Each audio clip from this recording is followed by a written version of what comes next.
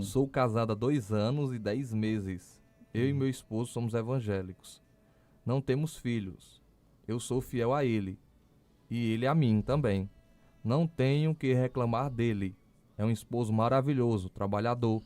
Mas ultimamente estou passando por alguns problemas. E estou meia fria com ele. Meio fria, né? É. Hum. Eu sinto que ele fica um pouco chateado com isso, pois ele é homem, e eu tenho medo de abrir brecha para o inimigo, pois ele trabalha fora. Me ajude, pastor, com um conselho? Nada melhor do que a franqueza, do que a verdade, do que a sinceridade. Se você não está bem, e aqui para a gente você não fala os motivos pelo qual você não está bem, o que é que está se passando com você, e por que que esse não está bem reverbera no ato conjugal, na sua vida íntima, né? Você tem que ser franca com ele e abrir o jogo com ele. Você não está bem por quê? O que é que está acontecendo? São preocupações em que nível? Né? Em que nível são essas preocupações? Você está doente?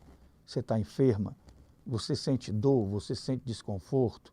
O ato conjugal não é prazeroso? Ele deixa a desejar? Ele não te satisfaz? Porque esse momento se transformou num momento de frustração e sofrimento. Você sofreu algum tipo de abuso? Você tem algum trauma? Você carrega com você algum trauma do passado relacionado a esse abuso e isso bloqueia você na hora, isso trava você na hora? Você não está bem por quê? Porque você está com problema de autoestima, está se achando feia ou gorda, ou você tem que abrir o coração para o seu esposo. Ele precisa ser, ele é o seu companheiro e ele precisa ser o seu melhor amigo, ok? Se você ficar omitindo o que está acontecendo e de repente ele vai notar essa estranheza, vai notar essa frieza, eu estou fria, ele vai perceber essa frieza, a sua falta de sinceridade e não compartilhar essa situação vai abrir brechas, né? Vai deixar lacunas, espaços vazios e o inimigo vai com certeza se aproveitar desses espaços vazios. Espaços vazios é um terreno propício para a ação do maligno. Espaços vazios no relacionamento entre um homem e uma mulher, espaços vazios no relacionamento entre pais e filhos, enfim, em qualquer nível de relacionamento, tudo aquilo que é esquecido, que é abandonado, que é negligenciado, a gente vai colher os problemas lá na frente. Então, eu acredito que para você, um conselho meu para você, eu não sei de qual é a sua igreja, quem é o seu pastor, debaixo de qual cobertura espiritual você está, mas eu acredito que nesse momento, já que você é evangélica, seu esposo também é evangélico, os dois estão na igreja, eu acredito que a melhor solução é você compartilhar isso com ele. E às vezes as pessoas dizem, muitas pessoas estão entrando num processo depressivo sem se dar conta disso, ok? As pessoas não se dão conta disso, que elas estão entrando, mergulhando num processo depressivo. Elas começam a perder o gosto pela vida, começam a perder o prazer por aquilo que para a vida delas era satisfatório, sabe? Levantar de manhã para estudar, ela não tem mais gosto de estudar, levantar pela manhã para fazer seu treino, ela não tem vontade de fazer seu treino. Eu estava até vendo ontem, tá? Abrindo aqui um parêntese, eu estava até vendo ontem uma reportagem no YouTube sobre aquele padre, o Marcelo Rossi, aquele padre Marcelo Rossi. Ele é figura pública, né? A gente pode citar aqui. Ele teve uma depressão profunda, isso é notório, né? Rapaz, se você vê o homem, quando ele chegou no auge da depressão, ele era um graveto, só pele e osso, quando ele chegou no auge da depressão. E segundo o depoimento dele, o que ajudou ele, o que arrancou ele da depressão foi a sua fé em Deus, né? Segundo ele, palavras dele, o que o arrancou da depressão foi a sua fé em Deus e o treinamento. Ele é professor de educação física, né? Ele é formado em educação física, ele sempre gostou de esporte. E eu não sei, conheço a vida particular dele, não conheço a vida pessoal dele, disso aí eu não posso falar. Posso falar do que eu sei, do que foi dito por ele e do que saiu na reportagem. E ele diz que a sua fé em Deus, essas duas coisas, sua fé em Deus e o treinamento, por isso que a Bíblia diz santificar corpo, alma e espírito, né? Você só santifica o corpo cuidando bem dele. E ele diz que sua fé em Deus e o seu treinamento lhe arrancou da depressão. Hoje o homem parece um armário, meu filho. Se você ver as fotos dele hoje, ele usa roupas frouxas, né? Folgadas, mas não dá para esconder. Breno, o homem está gigante, o homem parece um armário. Parece um armário. E ele se dedica muito à sua fé e aos seus treinamentos.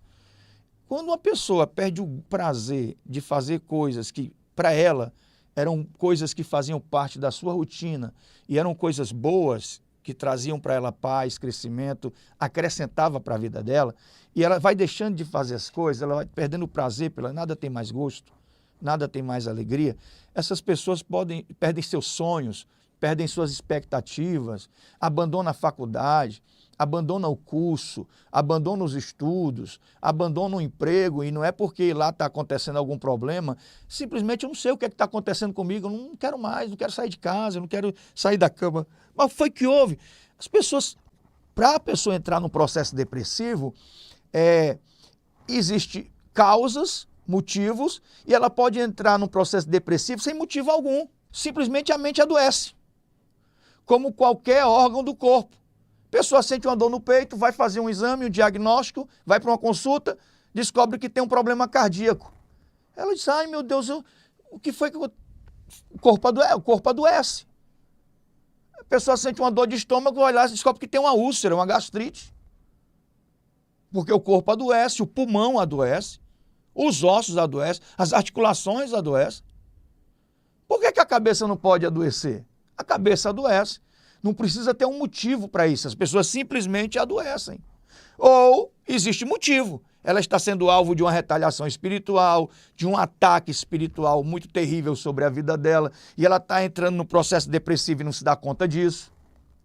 Ou perdeu um filho, o luto, a separação, o divórcio, um trauma de uma violência sexual ou de um assalto quando uma pessoa coloca uma arma na cabeça da outra ou invade sua casa.